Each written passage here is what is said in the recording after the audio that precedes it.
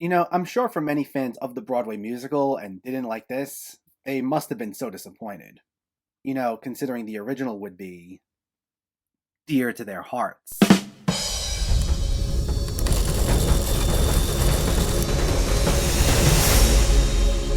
What's going on, everyone? Welcome back to my channel. Today we're talking about a film from a few months ago I'm a little late on, Dear Evan Hansen. Before we begin, let me know in the comments what your thoughts on this movie were, if you already saw it, or if you were planning on seeing it, and make sure to hit that thumbs up button if you like these reviews, as it helps me out immensely by getting my content out there. And if you're new here, I hope you consider hitting that subscribe button so you can stay up to date with reviews of new releases, older films, hidden gems, and so much more on a near daily basis. But let's jump right into it, and let's talk about Dear Evan Hansen. This stars Ben Platt as the title character, a high school senior with social anxiety disorder, whose journey of self-discovery and acceptance follows the suicide of a fellow classmate. This is directed by Stephen Chbosky, and it's based on the Tony Award-winning musical of the same name, which also stars Platt in the title role, something that's notably been the subject of criticism since the get-go, considering Platt was 27 at the time of filming and was playing a high schooler. So we'll get this out of the way, as a lot of people cite this as one of the big reasons why this movie doesn't work. All I'll say is, it's fine. Does he look a bit too old for the role? Yes. However, the practice of using people in their mid-20s to portray high school students is nothing new, and there have been plenty of beloved films that did this, and they still worked. I mean, look at Grease, where Stockard Channing was 34 by the time that was out, and she was playing a high school senior. It's not ideal, but I'm just saying. Now, if there's any criticism I have towards this, it's not so much Ben Platt, but it's the character of Evan Hansen himself. Not that I find him to be a totally detestable character, but I rarely felt like he was portrayed in a complex or nuanced way, and as a result, it didn't justify some of his behavior. The film touches upon topics like mental health, bullying, social anxiety, depression, and so many other related issues. And on one hand, there are moments where I felt it did a nice job of delicately touching upon a lot of that subject matter. Like, one of my favorite moments is when Evan gives a speech midway through the film, and it leads into the song You Will Be Found, and you see the effects it has on so many people. I found it to be a really powerful moment, and one of a few that I saw as being extremely effective. And while I appreciate both the musical and the film trying to tackle that particular subject matter, and I know this is probably not going to sound great, but the way it's conveyed here, and I can't speak for the musical as I haven't seen it, but here it still doesn't make for compelling characters, at least from the get-go. While I found Platt to be fine and he was giving it his best, we don't learn much about Evan beyond his social anxieties for like a good portion of the film. And while I do feel bad that he's going through what he's going through, especially given how traumatic a lot of what he experiences can be, I feel like there wasn't anything else to him to make us connect to him otherwise. Because his anxieties are his defining factor from the start. And when a film tries to have someone's sadness or their illnesses or anything similar be their defining factor, and there's nothing else to their personality otherwise, while we do feel bad for them, that doesn't make us feel much for them, other than just the film telling us it wants us to feel sad. This isn't the first time this has happened in film, but every time it does, it just feels manipulative in a way. So while it would be difficult to defend nearly any other character for doing what they do throughout this, it's especially difficult to defend this character in particular when he begins lying his way through all these interactions over his newfound fame. Like, at first, he kind of gives in under pressure because Amy Adams, who plays the mother of Connor, the boy who commits suicide, she becomes very insistent during their first meeting that this note she finds on Connor was really a suicide note to Evan. And in that moment, he caves. He feels bad and he goes along with it in that moment when he shouldn't have. And while that's bad on its own, he becomes clearly aware almost immediately after of how manipulative he's being towards all these people who are looking for some sense of closure. And he's mainly doing this because he's finally getting the attention he wanted. Now, while I can sympathize with someone's plight that they feel like an outcast and just want to be seen and heard, I can't sympathize with someone who knows what they're doing is wrong and admits that the main reason is for their own selfish interests, and not just because they're doing it in others' best interests. Especially since the people who he mainly strings along and interacts with the most were not people who treated him poorly in the first place, especially Connor's sister Zoe, played by Caitlin Dever, as well as a classmate named Alana, played by Amanda Stenberg, who co-founds a group called the Connor Project, who aims to raise money to save an orchard that Evan falsely claims Connor enjoyed. So throughout this, I felt very conflicted when it came to the story and these characters, and I found my overall feelings constantly going back and forth. Because on one hand, considering the scope of this fabrication, I was interested to see exactly how it would play out and how the ruse would continue, as well as to what scale it would go to, especially since I never saw the original musical. But on the other hand, I rarely, if at all, found myself rooting for Evan, who we're supposed to buy as a sympathetic character. As fine as Platt's performance was, and to a degree it does help I guess, Evan's more unfortunate qualities don't justify his actions. However, I did find myself sympathizing more with these other characters that I mentioned, like Zoe and Alana, as it was clear these were characters whose hearts were all in the right place. They may not be the most developed themselves either, but they also don't do anything even remotely close to abhorrent. Plus, I found both Caitlin Dever and Amanda Stenberg's respective performances to be great.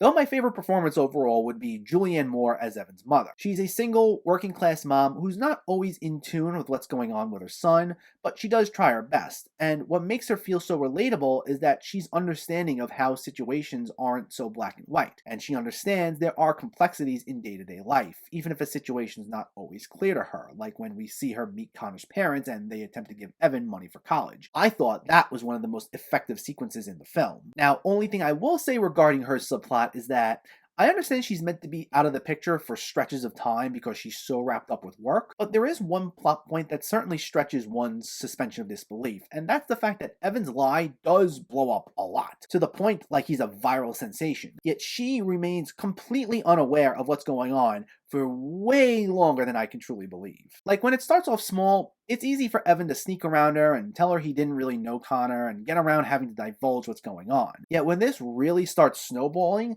it's to the point that there's no way she could be in the dark for as long as she was. So it stretches the credibility of a story that I'm already mixed on. But now, one thing I've yet to bring up is the film's music.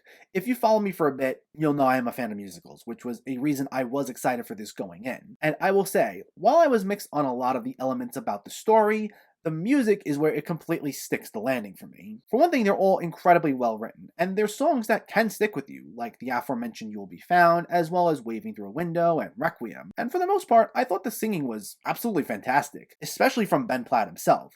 Like, say what you want about how he looks trying to pass off as a high schooler, as well as the character himself, but when it came time for the musical numbers, he knocks it out of the park. As do the rest of the cast, for the most part. I am kind of upset that Amy Adams only gets one part of one song, that being Requiem, and it's a shame, as she did a solid job with the brief time we hear her sing. But everyone else really did a fine job all around with the songs, and whenever the film broke into a musical number, it was at its most enjoyable. Though it does bring into question some aspects regarding the film's tone. I've seen this especially in adaptations of non-musical stage plays, and in something that can stick out like a sore thumb, and I did see it here. On stage, even when it comes to heavier material, for the most part there's a certain tone it takes on. Because actors have to over-express themselves at times, since they're projecting to an in-house audience that needs to understand what's going on from far away. Things that will feel a bit more over the top in a way. There's a grander feel to it, but it doesn't feel off-putting. It's something that works nicely for the stage. For film, though, there's supposed to be more of a reliance on subtlety and nuance, as you're meant to feel transported into a world, rather than watching something that feels more obviously like a production in a room with actors. But there were times here, both in the songs and even a few times during the spoken parts, where it feels a little more showy, and it feels like the cast and crew were operating more as if we were watching a live taping of a show rather than a movie. Some of the body language would be too exaggerated. There were these very sporadic attempts at comedic relief that fit in a show that would come out of nowhere and would fall flat here, and it just didn't seem right all the time. I don't think it was consistently an issue, but it was noticeable in a couple of sequences, in particular Sincerely Me, which is arguably a very comedic song and is what kicks off Evan's series of lies. While it's catchy, it just feels so out of place given the subject matter. It's one of those songs that works for the grand feel of the stage, especially given how ridiculous it's presented, but when it's this random extended sequence of levity in an otherwise mostly heavy film, it just feels off. I think had the film gone more for a dramedy tone the entire time, moments like this wouldn't feel jarring, and maybe it could have done that and the film would have worked a whole lot better. Who knows? But now,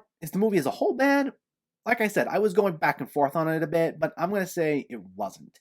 It's not a great movie or a particularly good one, but I'd say it's okay. It's full of problems, and I get why one would feel those problems made it a bad movie, but I thought it was alright. Mainly because of the reasons I previously mentioned, like the songs and the supporting cast, who were all enough to help me at least stay interested despite the film's overall problems. I legitimately enjoy those aspects, and where I ultimately landed on it being an overall okay movie is the ending. While it's not perfect, it is where the film comes full circle on its themes of mental health understanding and depression. And in those moments, I did see a hint of the delicate touch I was looking for earlier on finally hitting, at least in my view. And I know because of that, there will be those who might be going through something similar and will be able to relate to it. Not everyone who's gone through that experience, but I'm sure there are plenty of those who will find some solace in this material. And for that, I can at least respect it. And I'm just happy it started off shaky and ended on a better note rather than starting off great and ending on a terrible note. Dear Evan Hansen isn't the movie I was hoping it was going to be, and I don't think parts of it translate 100% cohesively from stage to screen. It's a mixed bag overall. On one hand, I thought the songs were wonderful, it does attempt to tackle some serious themes, and all the performances were great, with some likable supporting characters. On the other hand, it doesn't always handle its heavier themes well. It contains some noticeable tonal inconsistencies, and its lead character is not easy to root for, to say the least. Though it at least ends on a better note, in my view, to at least make up for some of its many faults. I can understand if one were to say that they hated this, but to me, it was okay and nothing more. Dear Evan Hansen gets a 6 out of 10. So let me know, did you see Dear Evan Hansen, or are you planning to see it, and what were your thoughts? Did you think this was as bad as everyone says it was? Does it hold up at all to the original musical if you saw it? Let me know in the comments below so we can discuss. Also, if you enjoyed this video, please like it and share it, and for more movie reviews and film discussion, please make sure to hit that subscribe button to stay updated. Thanks for watching everyone, and keep having fun with film.